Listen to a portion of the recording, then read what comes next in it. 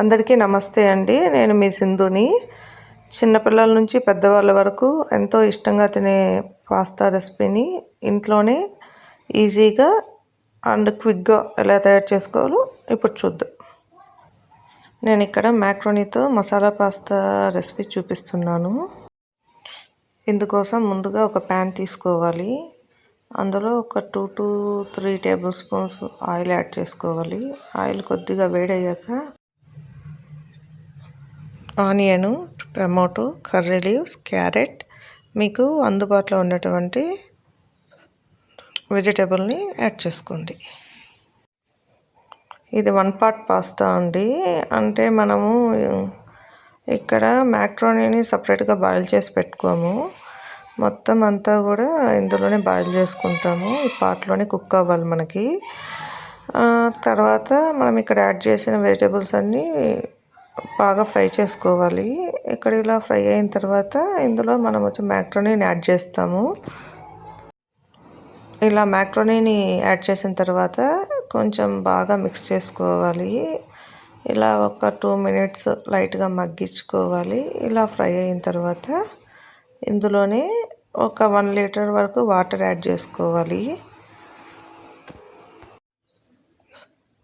ఇక్కడ మనము మంటను లో ఫ్లేమ్లో ఉంచుకోవాలి. ఎందుకంటే మంట కనుక హై ఫ్లేమ్లో ఉన్నట్లయితే ఇది పాస్తా అనేది స్టిక్ అయిపోతుందండి ప్యాన్కి. అందువల్ల లో ఫ్లేమ్లోనే ఫ్రై చేసుకొని ఇలా వాటర్ యాడ్ చేశాక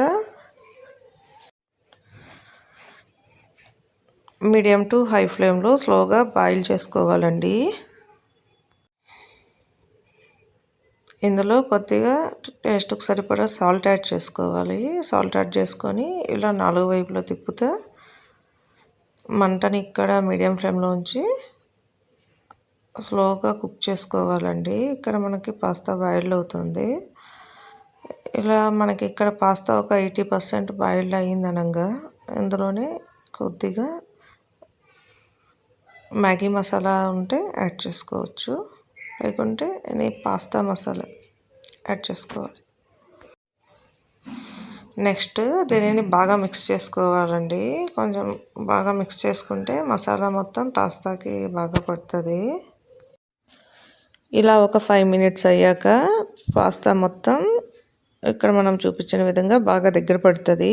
ఇలాంటప్పుడు నేను ఇక్కడ ఒక 1/2 spoon red chilli sauce add చేశానండి. ఎందుకంటే స్పైస్ అండ్ ఫ్లేవర్ కోసము.